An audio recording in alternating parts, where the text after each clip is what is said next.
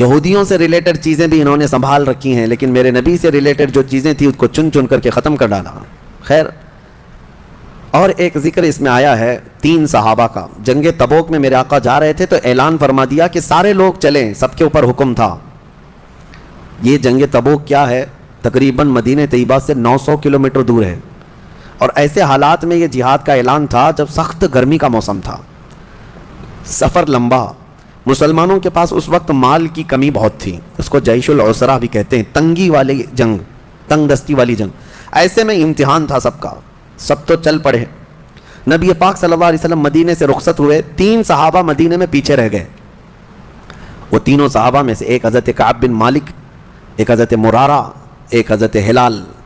یہ مخلص مومنین ہیں، صحابہ ہیں، منافقین کی بات نہیں کر رہا ہوں، سچے صحابی رسول ہیں، لیکن پیچھے رہ گئے. فوج میں شامل نہیں ہو سکے. حضور پاک صلی اللہ علیہ وسلم کے ساتھ جانا تھا لیکن جا نہ سکے. سب جوان تھے، سب طاقت والے تھے، سب کے پاس حیثیت تھی. کیوں نہیں گئے؟ دیکھیں، جہاد میں نہ جانے کے لیے کچھ عذر ہے، یا سخت بڑھاپا ہے، یا معذوری ہے، بیماری ہے، تو اس کو مستثنیٰ ہے، اس کے لیے ایکسیپشن ہے. لیکن جس کے پاس کوئی عذر نہیں تھا وہ گھر میں بیٹھا رہا. یہ 3 صحابہ ایسے تھے، ان کے پاس عذر تو نہیں تھا لیکن غفلت میں نہیں گئے. کس طرح کی غفلت؟ یہ سوچتے ہوئے کہ ابھی مدینے میں ہی ہے، صحابہ حضور کے ساتھ جا رہے ہیں، اٹھ کر کے شامل ہو جائیں گے. جیسے پیچھے کھڑے رہتے ہیں نا، ابھی امام صاحب تو قرات کر رہے ہیں، رکوع میں جانے کے وقت شامل ہو جائیں گے. لیکن ہوا یہ کہ تھوڑی دیر کے بعد اور سستی آئی اور سستی آئی. پھر مدینے سے بھی حضور نکل گئے، صحابہ بھی چلے گئے. یہ سوچتے رہ گئے کہ ابھی باہر ہی تو گئے ہیں، نکل کر کے شامل ہو جائیں گے. مدینے سے باہر کتنی دور ہے، دوڑ کر کے شامل ہو جائیں گے. پھر سو گئے اور قافلہ چل پڑا. یہ ہمارے ساتھ بھی ہو سکتا ہے اور ہوتا بھی، اور ہم بہت ساری بڑی بڑی چیزیں کھو جاتے ہیں، نمازیں کھو جاتے ہیں، بہت ساری چیزیں ایسی غفلت کی وجہ سے ہوتی ہیں. بہرحال وہ صحابہ اکرام تھے، رہ گئے، اور نبی پاک صلی اللہ علیہ وسلم کا قافلہ اتنا دور چلا گیا کہ یہ دوڑ کے بھی نہیں پکڑ سکے، مدینے میں ہی رہ گئے. جنگ تبوک حضور صلی اللہ علیہ وسلم تشریف لے گئے. وہ اللہ کے نبی کی نظر ہے، ہر صحابی کو جانتے تھے. آج جو سلام بھیجتا ہے امتی، میرے آقا فرماتے ہیں، اس کو میں اس کے باپ کے نام سے پہچانتا ہوں. تو جو اس زمانے میں صحابہ تھے، کیا حضور ان کو نہیں جانتے تھے کہ کون حاضر ہے کون غائب ہے؟ جنگ میں حاضر ہونے کے بعد حضور نے پوچھا، کعب بن مالک کہاں ہے؟ مرارہ بن ربیع کہاں ہے؟ ہلال بن امیہ کہاں ہے؟ صحابہ نے کہا، یا رسول اللہ صلی اللہ علیہ وسلم، شروع سفر سے وہ ہمارے ساتھ شامل نہیں ہوئے، وہ آئے نہیں. کہا وجہ کوئی؟ کہا کسی کو خبر نہیں. خیر، جنگ ہوئی، واپس تشریف لائے میرے آقا مدینہ طیبہ. لمبا سفر ہوتا تھا، 900 کلومیٹر معمولی نہیں ہے، اس وقت پیدل سفر ہوتے، گھوڑوں پر اور اونٹوں پر. جنگ کے بعد جب واپس تشریف لائے میرے آقا صلی اللہ علیہ وسلم مدینے میں، آتے ہی ان تینوں کو بلوایا. کہاں ہیں یہ تینوں؟ آپ لوگ دین کے کاموں کو ہلکے میں لیتے ہو، اور آپ کو لگتا ہے کہ ناموس رسالت کے لیے کھڑا ہونا یہ صرف کسی مولوی کا کام ہے، یا کسی مفتی کا کام ہے، کسی مبلغ کا کام ہے. یعنی ہر ایک پر ذمہ داری ہے. 3 نہ جاتے تو کیا فرق پڑتا؟ ہزاروں صحابہ تو چلے گئے تھے اور جنگ بھی فتح یاب. لیکن واپس آنے کے بعد میرے آقا صلی اللہ علیہ وسلم نے سرزنش فرمائی، بلوایا، تینوں آئے. یہ پوری حدیث بخاری شریف میں اس کی روایت کرنے والے خود حضرت کعب بن مالک ہیں جو پیچھے رہ گئے تھے. وہ خود ہی اس حدیث کے راوی ہیں، انہوں نے خود اپنا واقعہ بیان کیا ہے کہ کیسے کیسے کیا کیا ہوا تھا. پھر نبی پاک صلی اللہ علیہ وسلم جب بلائے تو تینوں صحابہ کہتے ہیں، تینوں، حضور جب ہمیں طلب کیے تو سب سے پہلی چیز یہی پوچھنے والے تھے کہ کیوں نہیں آئے. وہ کہتے ہیں ہم نے سوچا کہ کچھ ہیلا کر لیتے، کچھ بہانہ کر لیتے کسی بیماری کا یا کسی عذر کا. پھر وہ کہتے ہیں اس سے کیا بہانہ کریں جو دلوں کے حالات کو بھی جانتا. سچ سچ کہہ دیا، یا رسول اللہ صلی اللہ علیہ وسلم، غفلت کی وجہ سے نہیں آ سکے، سستی، ہم غفلت کی وجہ سے پیچھے رہ گئے. قرآن نے یہی اس میں بیان کیا ہے کہ منافقین پیچھے تو رہ جاتے ہیں لیکن جب پوچھا جائے تو ہیلے بہانے کرتے ہیں، سچ نہیں بولتے. لیکن مخلص مومنین کا حال یہ ہے، قرآن کہتا ہے ان سے غفلت ہوئی تو بارگاہ مصطفیٰ میں آ کر یہ نہیں کہتے کہ بیوی پکار رہی تھی، بچہ بیمار تھا، ہمیں تکلیف تھی، نہیں، آ کر سیدھے کہہ گئے کہ یا رسول اللہ غفلت ہو گئی ہم سے، کاہلی سے. دوسرے صحابی سے پوچھا، انہوں نے بھی کہا یا رسول اللہ سوچتا رہا شامل ہو جاؤں نہیں شامل ہو سکا، یہ میری غفلت ہے، میری خطا ہے. تیسرے صحابی نے بھی یہی کہا کہ غفلت ہے. پتا تھا ان کو کہ سزا ہو سکتی ہے. یاد رکھو، سزا کے ڈر سے کبھی جھوٹ مت بولو. ایک جھوٹ کو چھپانے کے لیے کئی جھوٹ گڑنے پڑتے ہیں. پھر نبی پاک صلی اللہ تعالیٰ علیہ وسلم نے اعلان کیا فرمایا؟ دوسرے سارے صحابہ تھے مسجد نبوی میں، سب سے کہا اس وقت تک ان سے کوئی بات چیت مصافحہ سلام کلام نہیں کرے گا جب تک ان کے متعلق اللہ کا کوئی حکم نہیں آ جاتا. میں خود ان سے کوئی بات نہیں کروں گا. نبی پاک صلی اللہ علیہ وسلم نے فرمایا یہ بائیکاٹ، اس طرح کا بائیکاٹ کس بات پر تھا؟ سستی اور کاہلی کی وجہ سے نہ آنے پر. آج لوگ ہزاروں ہیلے بہانے تلاش کر رہے ہیں میرے مصطفیٰ کے نام پر کھڑے ہونے کے لیے، اور وہ بھی لولے لنگڑے بہانے ہیں.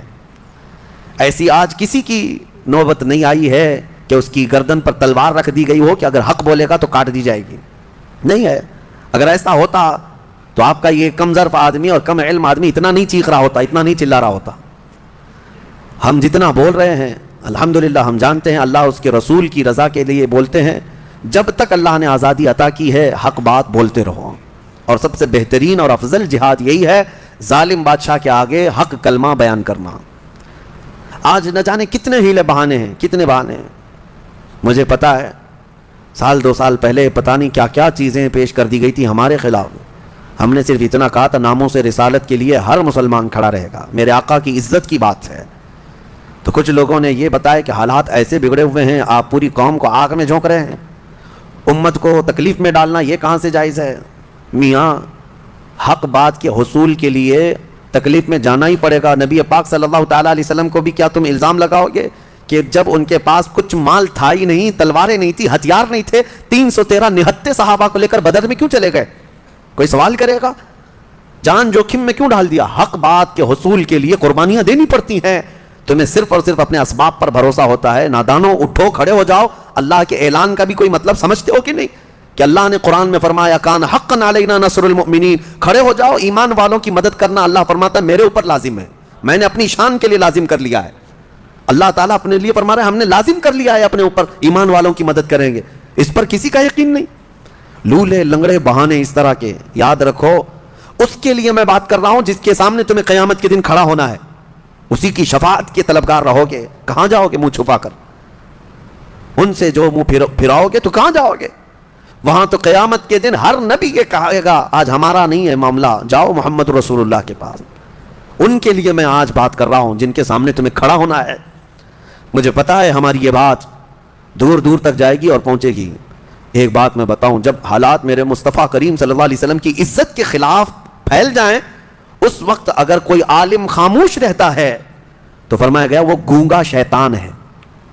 وہ گونگا شیطان ہے. اللہ تعالیٰ نے اسے منصب دیا. لوگ میرے عزیزو ہمارے پاس اتنی طاقت ہے کہ ممبر ہے، زبان ہے اور تبلیغ کا میدان ہے. ہم بول تو سکتے ہیں، کسی کو سختی کے ساتھ اس کی گردن نہیں پکڑ سکتے تو بول تو سکتے ہیں. اویئرنیس لانا اسی کا نام ہے. اور الحمدللہ ہم نے دیکھا ہے، میں یہ نہیں کہتا میری وجہ سے، لیکن چند اعلانات کی وجہ سے ہم نے لاکھوں نوجوانوں کو جذب جوان ہوتے ہوئے دیکھا ہے. وہ جہاں ہیں ان کے دلوں میں عشق رسول دھڑکتا ہے. اسی لیے میں آج یہ کہتا ہوں وہ 3 صحابہ کو دیکھو، جنگ تبوک میں نہیں گئے، حضور نے ان کا کلی طور پر بائیکاٹ کا اعلان کیا کہ ان سے نہ کوئی سلام کرے گا، نہ مصافحہ کرے گا، نہ کوئی بات چیت کرے گا. 40 دن گزر گئے. وہ آتے تھے مسجد میں نماز پڑھنے کے لیے، حضور ان کی طرف دیکھتے بھی نہیں تھے. ان سے کوئی ایک صحابی بھی بات نہیں کرتا تھا. حتیٰ کہ 40 دن کے بعد حضور نے دوسرا اعلان یہ فرمایا کہ ان کی بیویاں بھی ان کے ساتھ نہیں سوئیں گی. 10 دن اور گزر گئے، 50 دن گزر گئے.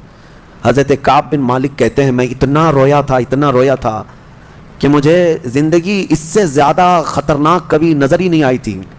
نہ کسی جنگ میں میں ڈرا تھا، نہ کسی بھیانک حالتوں میں میں خوفناک طریقے سے ڈرا تھا، کہیں بھی نہیں. لیکن یہ جو بائیکاٹ تھا یہ جان نکالنے والا تھا. زمین تنگ ہو گئی تھی. ہماری بیویاں ہم سے نہیں بات کرتی تھیں کیونکہ سب رسول اللہ کی صحبت یافتہ ہیں. ان کے لیے فرسٹ پرائیورٹی حضور اکرم صلی اللہ تعالیٰ علیہ وسلم کا حکم ہے. شوہر ہو اپنی جگہ پر، بھائی ہوگا اپنی جگہ پر، حضور کا حکم ہے نہیں بات کرنا ہے، سلام بھی نہیں. 50 دن گزر گئے. حضرت کعب کہتے ہیں رو رو کر کے میرے حلقے پڑ گئے تھے اور اللہ کریم کی بارگاہ میں سچی توبہ کرتے رہے. مولا ہم نے دل میں کبھی تیرے نبی کو دھوکہ دینے کی کوشش نہیں کی، نہ ہی ہم نے کبھی اس طرح کی سوچا کہ حضور اکرم صلی اللہ علیہ وسلم سے پیچھے رہ جائیں گے. یہ ہماری سستی ہے، نفس کی کاہلی ہے. مولا تو معاف کر دے. ان صحابہ کے رونے پر مولا کریم رحمت والی آیت نازل فرمایا. اپنے حبیب صلی اللہ علیہ وسلم پر آیت نازل ہوئی وَعَلَى الثَّلَاثَةِ الَّذِينَ خُلِّفُوا حَتَّى إِذَا ضَاقَتْ عَلَيْهِمُ الْأَرْضُ بِمَا رَحُبَتْ. اور وہ 3 لوگ جن پر زمین تنگ کر دی گئی تھی اور ایسی تنگ ہو گئی تھی کہ ان کی سانس لینا ان کے لیے مشکل ہو گیا تھا. ثم تاب اللہ علیہم لیتوبوا، پھر جب وہ اللہ کی طرف لوٹ آئے تو اللہ بھی ان کی توبہ قبول کر لیا. ان اللہ هو التواب الرحیم، بے شک اللہ سب سے زیادہ توبہ قبول کرنے والا، رحم کرنے والا ہے. ان کی توبہ کا اعلان ہوا. حضور اکرم صلی اللہ علیہ وسلم نے فجر کی نماز پڑھائی، یہ آیت اسی وقت نازل ہوئی. حضور نے یہ آیت جیسی تلاوت کی، دوڑے دوڑے صحابہ گئے ان تینوں کو اعلان کرنے کے لیے. کعب بن مالک خوشخبری ہو، مرارہ بن ربیع خوشخبری ہو، ہلال خوشخبری ہو. کہا کیا ہے؟ آیتیں اتر گئی. ان کو وہ کہتے ہیں، ان کی کیفیت حضرت کعب بن مالک کو کہتے ہیں، میں جس حالت میں تھا سر پٹ دوڑتا ہوا مسجد میں آیا، دوڑتا ہوا مسجد نبوی میں آیا، اور پہلی مرتبہ میں نے حضور کو میری طرف دیکھ کر مسکراتے ہوئے دیکھا. اور حضرت کعب بن مالک کہتے ہیں، میرے لیے زندگی میں اس سے بڑی عید کبھی آئی نہیں، اس سے بڑی خوشی کبھی آئی نہیں. جتنی خوشیاں زندگی میں آئی تھی سب ایک طرف، لیکن جس دن ہماری توبہ کی قبولیت کی آیت اتری اور میرے نبی کو مسکراتے دیکھا، صحابہ کہتے ہیں اس سے بڑی خوشی میری زندگی میں کبھی نہیں آئی. نبی پاک صلی اللہ تعالیٰ علیہ وسلم اسی لیے کہا گیا ہے، جس کی تسکی سے روتے ہوئے ہنس پڑے. اعلیٰ حضرت نے فرمایا ہے، جس کی تسکی سے روتے ہوئے ہنس پڑے، اس تبسم کی عادت پہ لاکھوں صلاۃ. وہ دلوں کا قرار ہے، وہ دلوں کا سکون ہے. صحابہ اس کے لیے ہر اسٹرگل کرنے کو تیار رہے.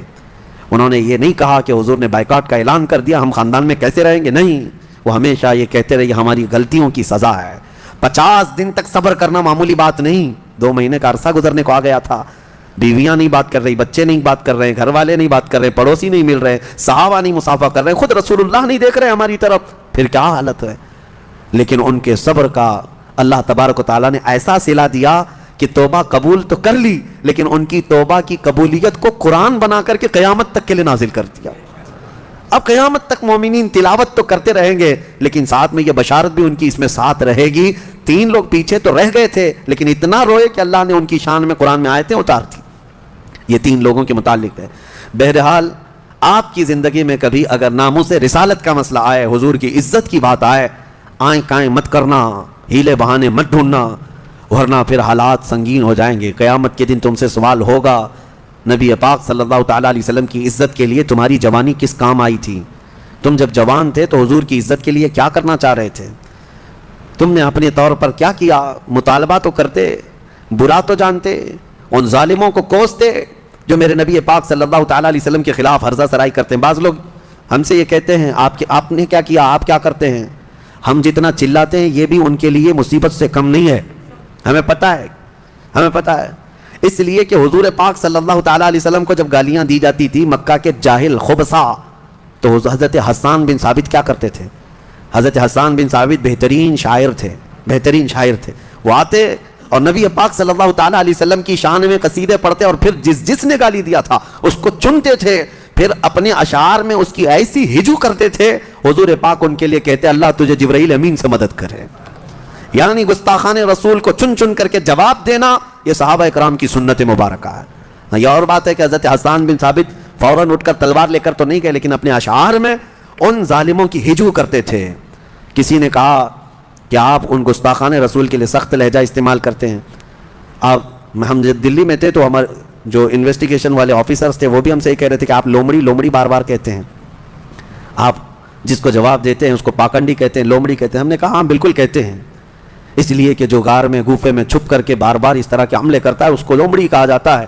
اگر گٹس ہے، ہمت ہے تو آ جائے، جس طرح میدان میں دلی میں اعلان کیا گیا تھا مسجد میں، جامع مسجد میں، اور